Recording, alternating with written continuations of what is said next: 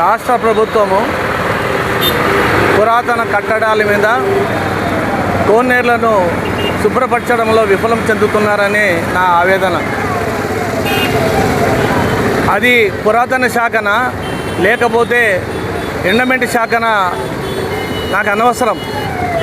ప్రభుత్వము ఆధ్యాత్మిక కేంద్రాలైన ఈ పురాతన కట్టడాలను పునరుద్ధరించాలి, కోనేరులను రీఛార్జ్ చేసి నీటి నిల్వ ఉంచేందుకు కృషి చేయాలని నేను కోరుతున్నా. హిందూ ధర్మాన్ని కాపాడాలని కోరుతున్నా. హిందువులను ఆరాధించి ఆధ్యాత్మికంగా ఉన్న అటువంటి పురాతన కట్టడాలకు జీవం ఎందుకు పోయడం లేదని నేను ప్రభుత్వాన్ని కోరుతున్నా.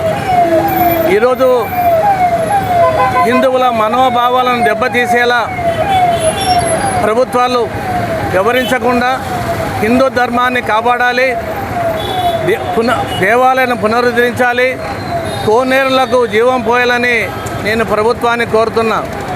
ఎందుకంటే ఎంతో భక్తితో ప్రేమతో ఆధ్యాత్మికంగా కట్టిన ఆనాటి కట్టడాలను ప్రభుత్వం నిర్లక్ష్యం వ్యవహరించడం బాధాకర విషయం.